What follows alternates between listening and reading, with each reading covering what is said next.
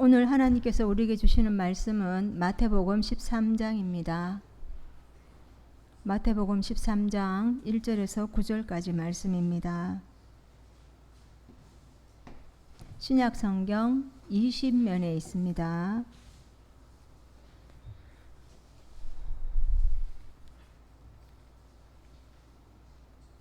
찾으신 줄로 믿고 우리 함께 교독하시도록 하겠습니다. 제가 먼저 1절 말씀을 읽도록 하겠습니다. 그날 예수께서 집에서 나가사 바닷가에 앉으시매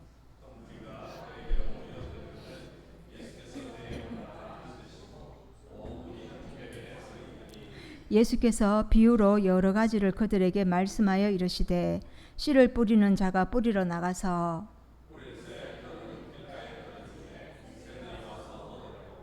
들어는 흙이 얕은 돌밭에 떨어짐에 흙이 깊지 아니하므로 곧 싹이 나오나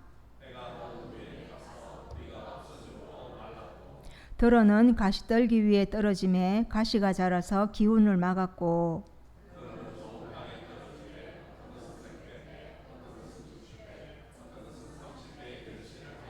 함께 읽겠습니다. 귀 있는 자는 들으라 하시니라. 아멘. 오늘 말씀은 예수님께서 그 마음에 대한 이야기를 하시면서 네 가지 밭에 대한 비유를 말씀하십니다. 마음은 우리 눈에는 안 보이지요. 우리 눈에 보이지는 않은데 그런데 사람에게 가장 중요한 것이 마음입니다. 어떤 마음인가에 따라서 그 사람의 됨됨이가 드러나고 또 품격도 느껴지고 그 사람의 수준까지도 느껴지는 것이 마음인 것 같습니다. 그래서 마음의 속담을 보면 마음에 대한 말이 되게 많더라고요. 그리고 어른들도 보면 마음을 잘 써야지 복을 받는다 이런 말씀도 많이 하십니다. 그것처럼 마음은 우리 인간의 중심이 됩니다. 하나님도 인간의 마음을 중요하게 생각하십니다. 그래서 마음을 보십니다. 그래서 왜냐하면 그 마음에서 예배의 태도가 나오고 또 믿음이 나오기 때문입니다. 그래서 잠언 4장 23절은 마음을 지키라 생명의 근원이 이에서 난다라고 말씀하였습니다. 그런데 세상에서 가장 지키기 힘든 것이 이 마음입니다. 그죠? 내 마음인데 내가 어떻게 할 수가 없는 거예요. 내가 다스릴 수가 없습니다. 그래서 솔로몬도 잠언 26장 32절에서 자기 마음을 다스리는 자는 성을 빼앗는 것보다 낫다라는 표현을 하였습니다. 그만큼 자기 마음을 다스리는 것이 어렵다는 뜻이겠지요. 그러면 내 마음인데 이것을 내가 다스릴 수 없다면 이거는 어떻게 해야 되는 것입니까? 그러면 나의 마음을 누가 다스리고 나의 마음을 누가 지켜줘야 하는 것입니까? 성경 말씀에서는 내 마음을 지킬 수 있는 분은 하나님이라고 말씀합니다. 빌립보서 4장 6절 7절의 말씀을 보면 아무것도 염려하지 말고 오직 다만 모든 일에 기도와 간구로 너희 구할 것을 감사함으로 하나님께 아뢰라. 그리하면 모든 지각에 뛰어난 하나님의 평강이 그리스도 예수 안에서 너희 마음과 생각을 지키시리라. 그렇게 말씀하셨습니다. 하나님께서 우리 마음을 지켜주신다는 겁니다. 그렇기 때문에 우리는 내 마음을 내가 가지려고 내가 주장하려고 하지 말고 내 마음을 하나님께 내어드려야 합니다. 그래야지 내가 천국을 내 속에서 누릴 수가 있습니다. 천국은 너무 아름다운 곳이지요. 이 세상에서 가장 아름다운 이야기가 천국입니다. 천국은 기쁨과 행복밖에 없습니다. 그래서 예수님은 이 천국을 우리에게 주시려고 이 땅에 오셔서 십자가를 지셨고 또 부활하고 성천하셔서 지금 우리가 갈 천국을 마련하고 계신다고 말씀했습니다. 이 마음을 새롭게 하려면 어떻게 해야 됩니까? 그러면 예수님께서 사역을 시작하실 때 맨 처음에 하신 말씀이 무엇이었습니까? 회개하라. 천국이 가까워왔느니라 그렇게 말씀했습니다. 예수님께서는 우리에게 회개하라 그렇게 말씀하셨습니다. 왜냐하면 회개를 통해서 마음이 새롭게 되어야만 우리가 천국에 입성할 수 있기 때문입니다. 사람의 마음은 죄악이 가득하기 때문에 거룩하신 하나님을 절대로 만날 수가 없습니다. 그렇기 때문에 그러므로 예수 그리스도의 보혈로 우리의 더러운 마음을 깨끗하게 씻고 또 성령께서 다스리는 그런 상태가 되어야지만 우리가 하나님을 만날 수가 있습니다.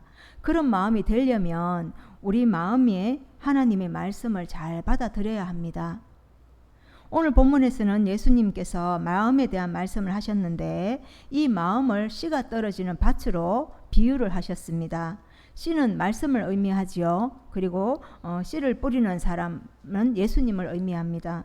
예수님은 하나님의 말씀을 받아들이는 마음 상태가 여러 상태가 있는데 그 중에서 어떤 마음의 상태든지 간에 좋은 마음밭이 되어야 한다. 그렇게 결론을 내리고 있습니다.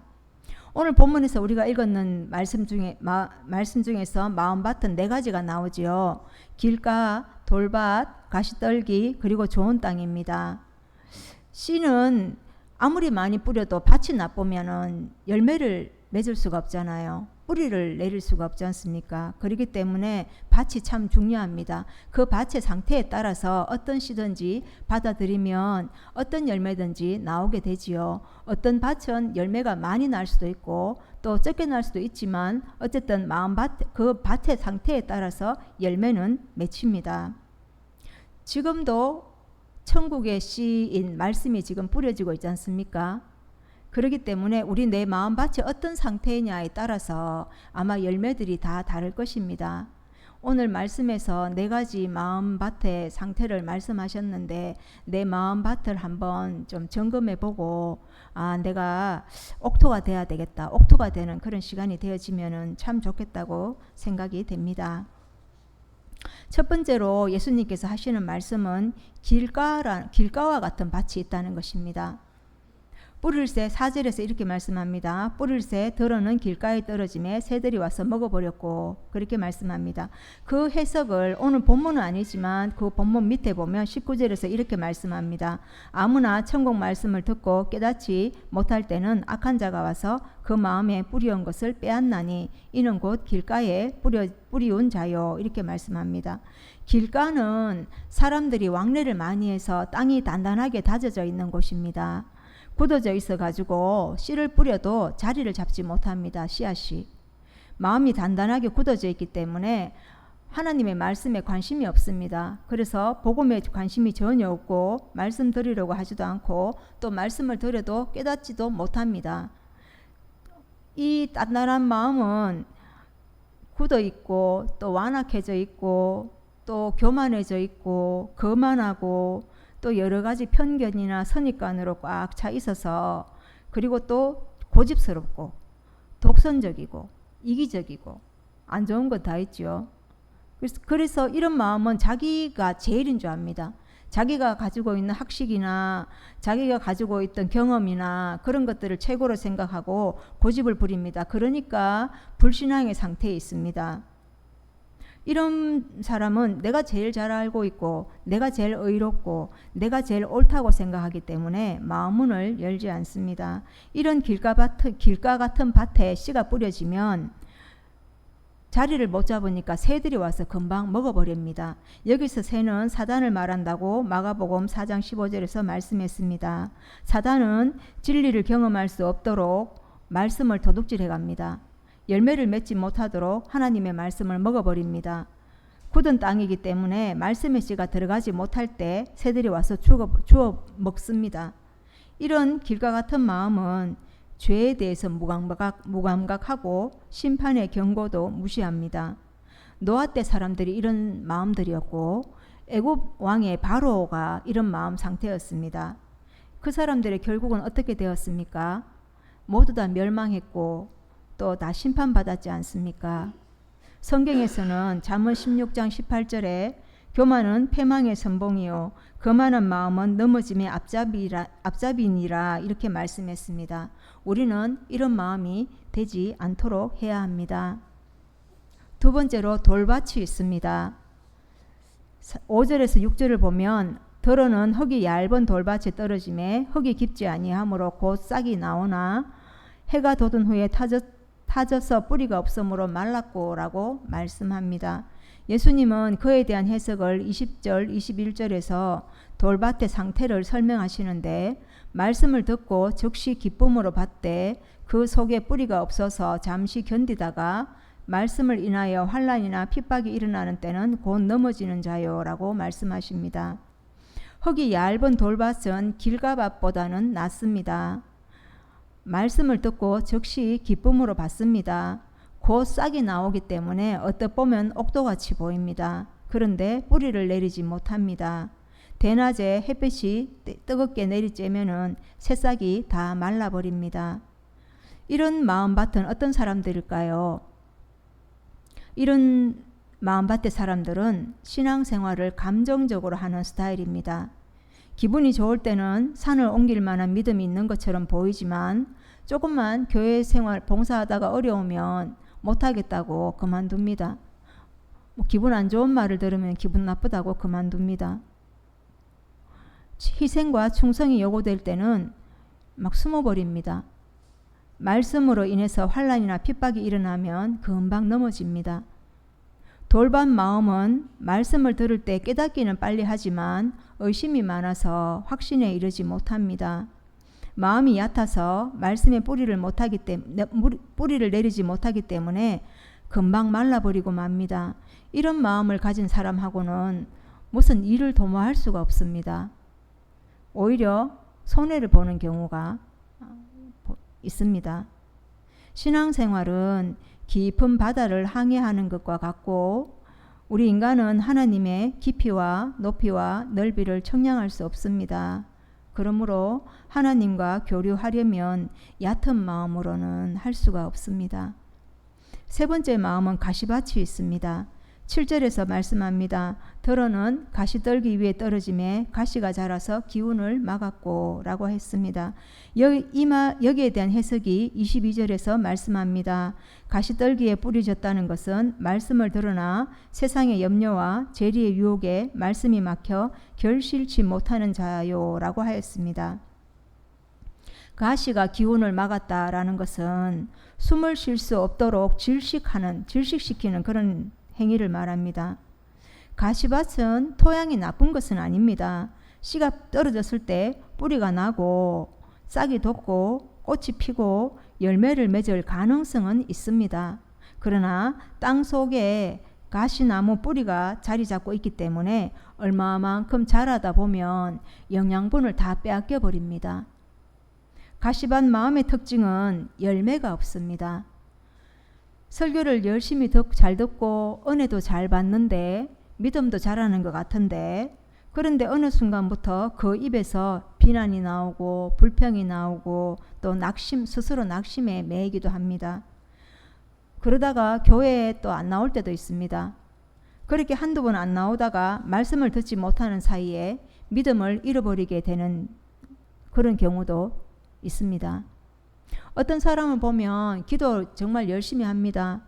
봉사도 부지런히 하고 행동도 빈틈없이 잘합니다. 그런데 시간이 지나다 보면 밑바닥에 가시뿌리가 보입니다. 그 가시뿌리가 은혜의 자양분을 다 빼앗아 먹습니다. 그 가시로 남을 찌르고 자기 자신도 찔립니다. 가시는 은혜를 단절시킵니다. 가시가 돋친 인생은 실패합니다. 사랑의 보자기로 감쌀 줄 알아야 합니다. 22절에서 가시떨기에 뿌렸다는 것은 말씀을 들으나 세상의 염려와 재리의 유혹에 말씀이 막혀서 결실하지 못하는 사람이라고 했는데 여기서 가시는 세상의 염려와 재리의 유혹을 말합니다. 염려의 가시떨기는 우리로 하여금 하나님의 은혜를 보지도 못하게 하고 그 은혜를 누리지 못하게 합니다. 염려는 헬라어로 쪼갠다와 마음이라는 말이 합쳐서 된 말입니다. 영어로는 날카로운 이빨로 갈기갈기 찢어 놓는다라는 뜻을 가지고 있다고 합니다. 그러니까 염려는 인간의 행복을 갈기갈기 찢어 놓는 것입니다. 성경에는 염려하지 말라는 말씀들이 너무나 많이 나옵니다. 마태복음 6장 25절에서 27절에 목숨을 위하여 무엇을 먹을까, 무엇을 마실까, 몸을 위하여 무엇을 입을까 염려하지 말라. 너희 중에 누가 염려함으로 그 키를 한 자나 더할 수 있느냐라고 했습니다. 그리고 베드로전서 5장 7절에서는 너희 염려를 다 주께 맡겨버리라. 이는 저가 너희를 권고하심이니라고 말씀했습니다.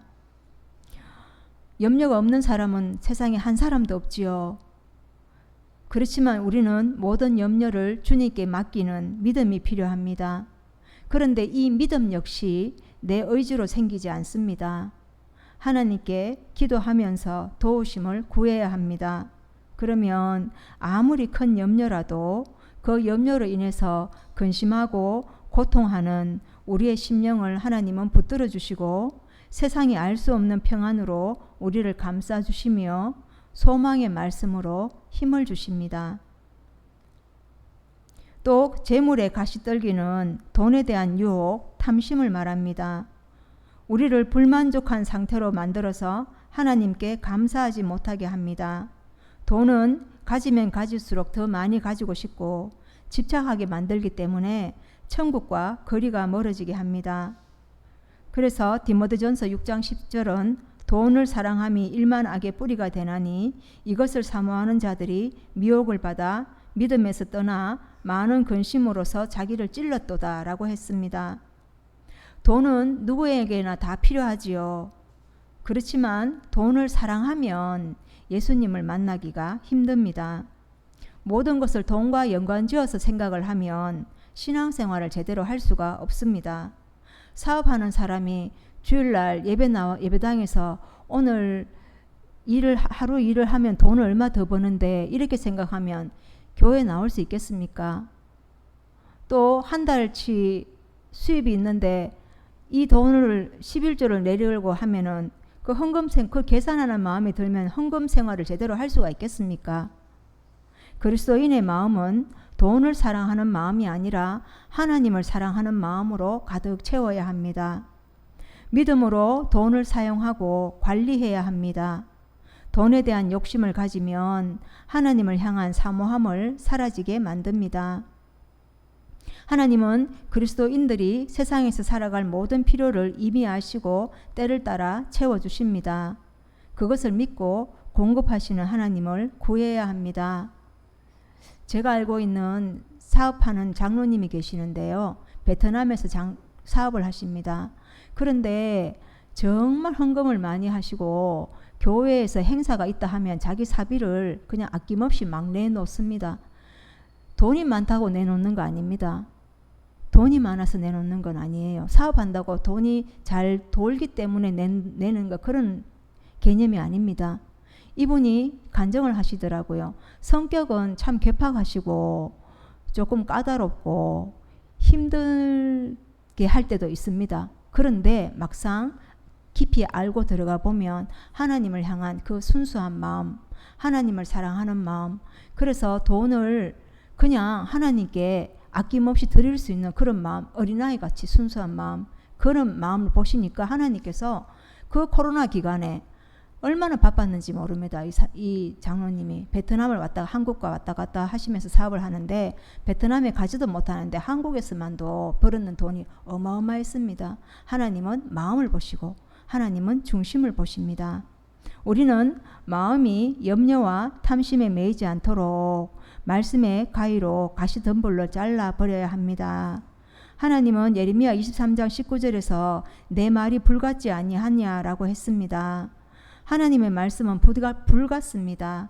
그 불같은 말씀으로 우리 속에 있는 가시덤불들을 태워버려야 합니다.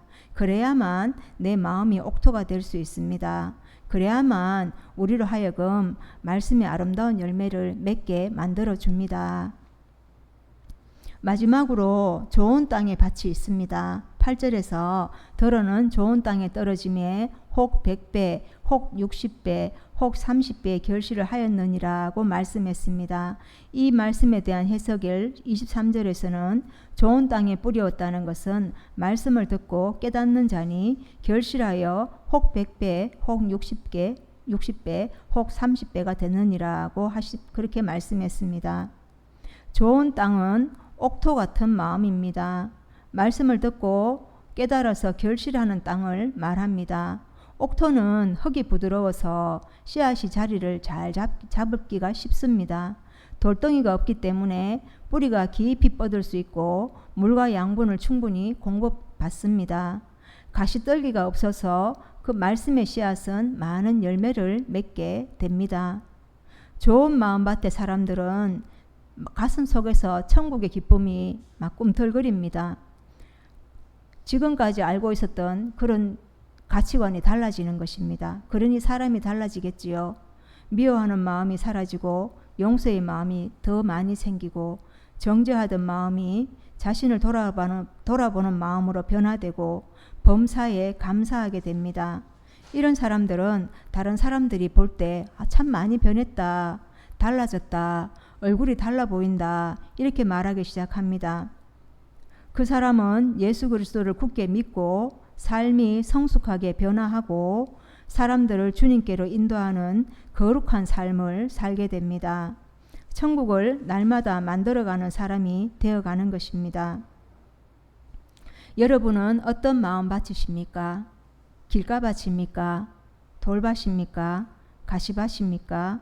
옥토입니까? 저는 돌아봤더니 약간의 돌밭과 가시밭이 보였습니다. 누구나 약간씩 네 가지 밭의 모습이 보일 수 있습니다. 신앙생활을 오래 하다 보면 조금씩 굳어진 마음이 되기 쉽습니다. 호세아 10장 12절에서 이렇게 말씀합니다. 너희 묵은 땅을 기경하라. 마침내 여호와께서 임하사 의를 비처럼 너희에게 내리시리라. 묵은 땅을 기경하라는 것은 마음밭을 고치라는 것입니다. 하나님의 말씀의 쟁기로 우리 마음밭을 갈아엎으면 아무리 단단한 마음밭이라도 옥토가 될 수 있습니다.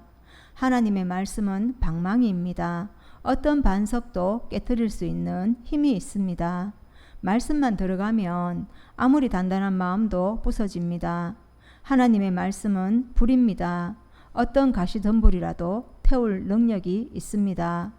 최고급 씨앗을 우리 마음에 뿌려주시는 그 농부 하나님은 우리가 생명의 열매, 말씀의 열매를 맺기 원하십니다.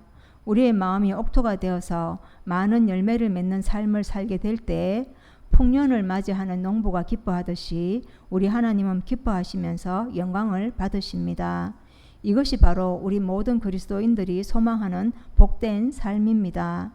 우리는 마음을 하나님께 내어드려야 합니다. 그러면 성령께서 아름답게 가꾸어 주십니다. 좋은 마음밭이 되어집니다.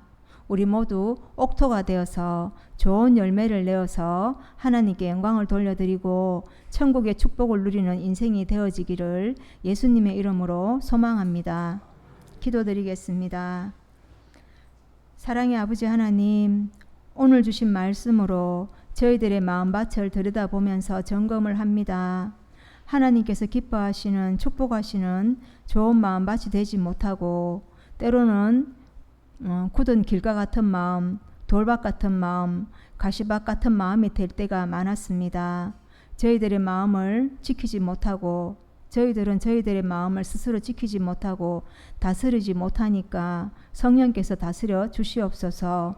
옥토같이 좋은 마음밭이 되어서 하나님의 축복을 받아서 행복하게 살게 하시고 또 천국의 열매가 충만하게 맺히도록 인도하여 주시옵소서. 예수님의 이름으로 기도드립니다. 아멘.